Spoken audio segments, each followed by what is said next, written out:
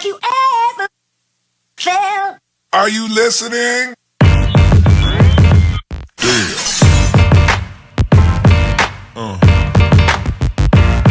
What up, SBF gang? It's your girl Isha Renee, and it's your man Vashawn V. Mello coming back at you again with another relationship Q&A.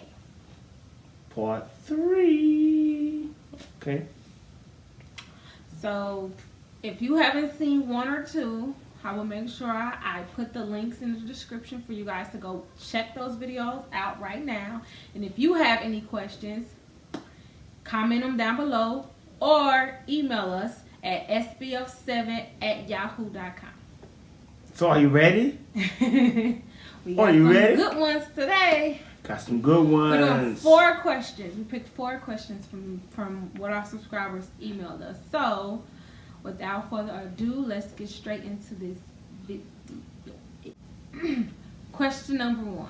The first question is, what is your definition of unconditional love? All right. I guess not being selfish. Kindness, patience. A lot of patience. Yeah, trust. The biggest part of unconditional love for me, for us, is weathering the storm, because anybody can be with you when things are good, but when things get rocky sometime, and some people just run off, like they can't handle the pressure, like, I can't deal with this, I'm going to jump on somebody else's money train. If they're doing better, I'm going to go ahead and slide over there, you know what I mean? And that's what it's all about. So if a person can accept you and be there for you and with you through any circumstance or situation, especially when you're down, that's really what a test comes in at. Because anybody will be with somebody when they got it together, when they have money, when they splurge and having fun. So, but when you down and out and you have nothing going, you know what I mean? You at your last dime, your dying bed, or whatever the situation may be, and that person still rock with you, then that's the true definition of unconditional love, agape love. Yeah, not putting any type of condition on your love. Like, you can't turn your spouse into what you want them to be. You know what I mean? You have to accept them for them, love them for them unconditionally. A lot of people tend to do that. Tell you, well, I love you. I can't accept these conditions. Well, that's not unconditional love. I mean, if you love a person, you have to love them for them. I mean, unconditional love, you just accept a person and all their conditions, okay? That's unconditional. So you have a condition on your love, then it's not unconditional love, period. So if you have any conditions on your love, it's not considered unconditional love, period. So if you tell a person, I love you, I can love you only under one condition. Yeah, there should be no condition. That's not unconditional love. So yeah, we're not gonna spend too much time on that one because it's something you just have to. That should come natural to you. Unconditional love. If period. you really love the person, yes, unconditional love will come naturally. All right, guys. Next question. Okay, the next question is, how do you deal with the blended family? It's understandable because the name of our channel is the Shepard's Blended Family. We're still dealing with it. Being a blended family is very, very tough. It's not like he had no kids and I had no kids and we met and we started our own family. He had kids from previous, I had kids from previous, then we try to combine these different families and stuff. It's very hard when you don't have everybody on the same page as you. Yeah. You run into a lot of stressful drama, unnecessary chaos, and miscommunication. It's a lot involved with having a blended family. It's really tough sometimes, because you got kids. Like, for example, my children all live in New Orleans, so it's kind of tough for me because I'm way in Missouri, and I can't really see them like I want physically every day. Like I used to when I lived in the same household as them. It's a lot different. Sometimes it's hard for me. I wake up at night wishing that my children live with me, but that's not the case right now. So, I just try my best get them on my court all the time, to keep the confusion down and try to minimize my, conversations with my ex-wife, because I try not to bump heads with her to cause conflict that affect my children, affect the situation with my children. Because, some women, emotions dictate how they, communicate with you when it comes to the children. And that happens a lot. If you have problems with your ex-wife or your baby's mother, they might make their anger and emotions towards you hinder your relationship. I mean, not hinder, but affect your relationship with your children. Yeah. And that pretty much, that hurts sometimes, man, And that's why, I went to court, thank God I got some things established. But before that, it was horrible, man, dealing with that. At one time, I went a whole year without seeing my children because I was blocked from all contact. So dealing with a blended family can be very, very stressful sometimes, But, it get better with time. Of course, it can't, nothing stays the same, so it have no choice but to get better. But just going through it at the time, you don't feel like that, No, I feel like it's never ending pain, never ending stress. And by us having a child together, it kind of created a bigger bond because now they share the same sibling. Yeah. So that right there creates an instant connection. It basically ties the knot between the blended family. If you have, your kids, my children, and we have one together, there you go. That's the link between everything. Yeah. So that helps out a lot. And then, one of the biggest things that cause a lot of conflict with blended families and trying to merge them together is the fact that one of the parties probably haven't fully gotten over a person. Yeah. And that causes a lot of issues, because their emotions is dictating a lot. And it's dictating and affecting your relationship with your children, whether it's the male or the female or whatever the case may be. So, that's pretty much, man, our take on blended family. Just keep it going strong. Keep it positive, nothing negative. Yeah, do what you gotta do, man. Don't argue, don't fuss, don't fight. Yeah. Go to the courts, fellas, women, whatever the situation may be. Yes. But if your situation is good and y'all got it under control, kudos to you. Yes. I wish I was in your shoes. Right. Even though you might have stinky feet. Next question number 3. You always gotta say something. Question number 3. Yeah, I speak a little Portuguese, y'all, so y'all gotta be patient, All right. Should your parents have say-so in your marriage? That's a big one. Should your parents have say-so in your marriage? Meaning, like undermining your spouse, controlling your stuff. Like if you say I'm getting married, then they just automatically just take it upon themselves to step in and try to control your whole wedding, or if they try to control anything you got going in your marriage. If your parents still has a lot of say-so in your marriage, it could affect your marriage because your spouse might get uncomfortable because they feel like, well, I'm married to you, not your parents. Yeah. So can you please tell your parents to fall back a few steps, okay? And we can do our marriage, and if we need them to step in, we can go to them together. You know what I'm saying? And that's how it should be. You don't never let your parents undermine your spouse and make them feel like you lucky we accept you. That's a problem because once you get married, you leave your mother and father and cleave to your husband or wife. So therefore, if your parents have a problem with your spouse and you love this spouse and believe in your spouse, guess what? You got to cut the parents off a little bit, fall back from them. Straight up fall back, or you just going to have to just find you another wife that a husband that they going to like? Nah. And are you living for your parents? Are you gonna just marry somebody just because they like them? That's about the stupidest thing you can ever do. Yeah, because they're not in your your marriage. We blessed in that area, man. We don't have any problems with our mother-in-laws because we both love them just like our own mothers. We even call our mothers mama because they like one and the same. Like it really, literally, that's how it is with us. Hey, we are truly blessed in that area, I must say, man. I love my mother-in-law, love my mama, just like both of them raised me, and that's just the way it is. We're just speaking to the people that do have issues with this, just take heed to this. If your spouse get uncomfortable, or maybe your spouse may be too.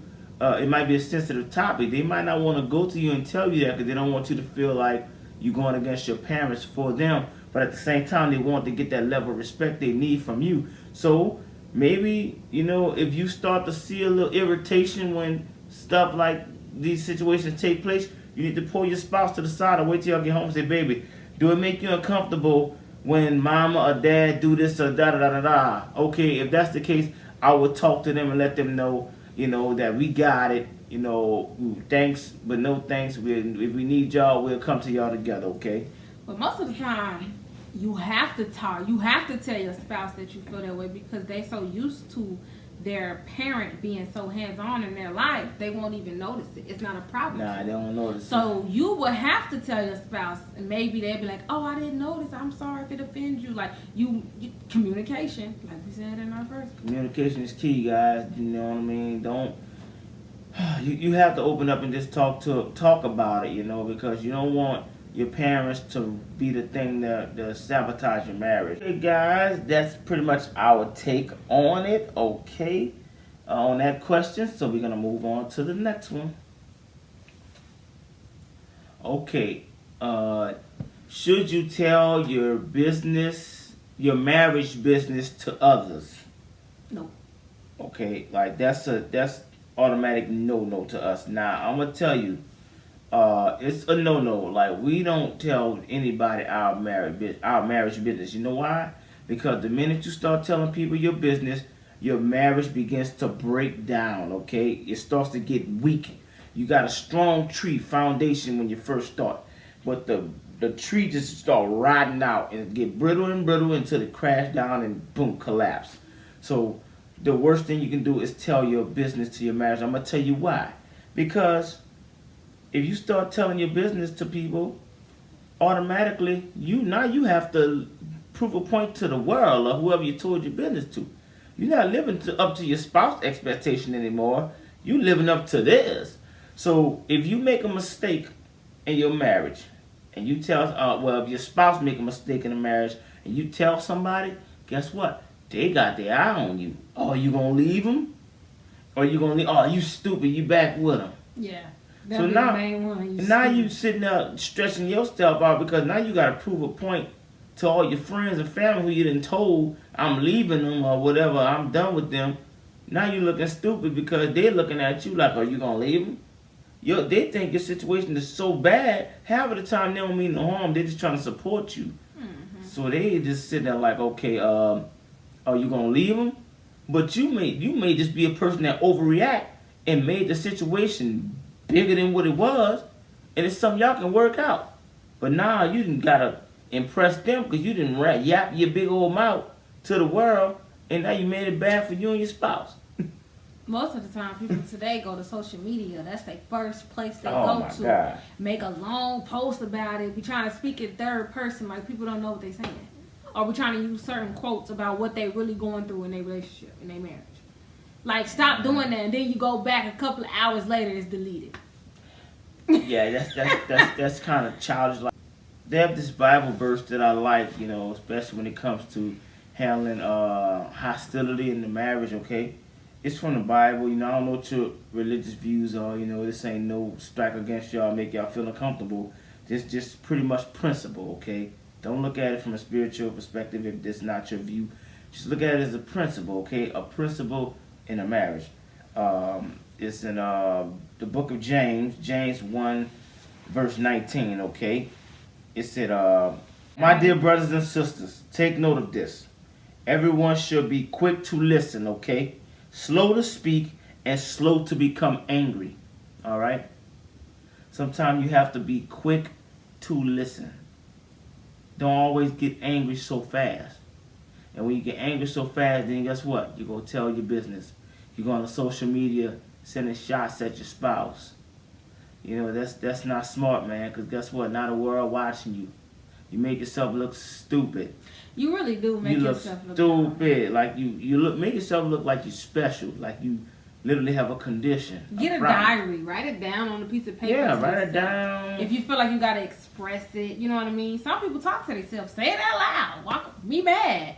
But don't go to your best friend or your friend or social media, your mother. Don't go to the people that's closest to you. That's probably the worst ones because they're going to start judging your spouse. They start judging your spouse, and then they're gonna be it's gonna make the situation uncomfortable. They might start disliking that person to where you come around. Why you with them? I don't want to be around, and that person might not even be that bad. Yeah. You just may be a big old crybaby. I'm telling you, most of the time that would it be. They don't know their little brother, or sister, or cousin, somebody just may be a crybaby, overreact, not telling the situation right. And guess what? You've been to push somebody good away from telling your business, and then you got your family hating them, so now they don't want to be bothered with you no more. Yep. Okay. Now on the other hand, as far as advice, all right, because I want y'all to understand that telling your business is not cool, but if you need advice from somebody to help better you in your marriage, okay, you got to find somebody that's qualified, okay. Qualified, not just go randomly selecting a bunch of dummies and asking for advice. People that's hating on you. You gotta go to people who you can trust at heart. You gotta discern their spirit, knowing that that's the right person to ask that question to. And sometimes it's best to ask a stranger, to be honest. Yeah, because they won't know you. Because they don't know you, they don't know your situation, they can't really pass judgment. They're just gonna just tell you they're gonna tell you from their perspective, the experience, straightforward. Strangers are the best people to get advice from. Like random people, like an old bum on the street might tell you some good stuff. No, like for real. For Those real. are the best people. Your friends and family, I mean, you gotta be careful. Exactly, they automatically take your side. You gotta be careful. You know what I mean? Like, but see, like if we need advice, we pretty much, we'll probably tend to our mothers. Yeah. Because our mothers, they're gonna tell us straight up, even though they don't take sides. Yeah, they don't take sides because they love us both like we both their children, so they don't play that.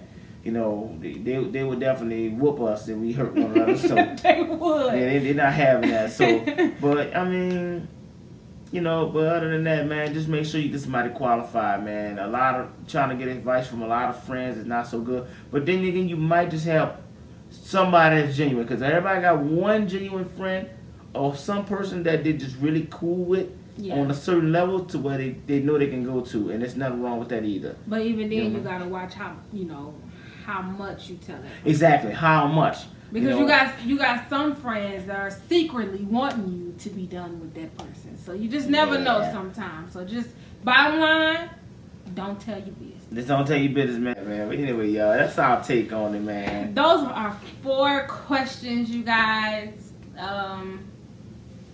We just being us and telling you how we feel. That's how we feel about the situation. You know what I mean? So comment down below, like, how you feel about the questions that we ask. Like, we want to know how y'all feel. But maybe y'all think differently, and that's okay. We would like to know, because we don't. This is just us and what works for us. So let us know. I know the questions is based on people asking us how we react to the situation, and the way we delivering it is if we giving y'all advice. So pretty much we just basically just look at it as us telling y'all from our perspective, but it's advice if you willing to take it, accept it. So you don't have to take the advice. You don't have to. Nope. Maybe you have a different views, a different upbringing. That's perfectly fine. We don't judge anybody. Everybody is different, so we totally understand. But that's just how we would deal. That's how we would deal with the situation. So if y'all got, what I'm saying, if y'all like the advice, then just comment below and let us know. You know what I mean? If y'all got questions that y'all want us to answer, please send them. Comment below. Email us, because we definitely will get on it ASAP, and y'all will see the video, and then we will literally shout y'all name out for the person who actually sent us the question. If you want to be shouted out. Yep. If you want to be shouted out, if you ask for a shout out, we got you, okay? Because we mess with SBF. Gang, 100%, man. So that is the end of this video. So make sure you guys like this video, comment, and subscribe to our channel, SBF Gang. And we out. Peace. So you feeling your haircut? No, my head itching. No, you didn't even scratch your head. You rubbed it. I'm rubbing it because I ain't want to mess up the wave flow. Have you ever felt? Are you listening? Damn.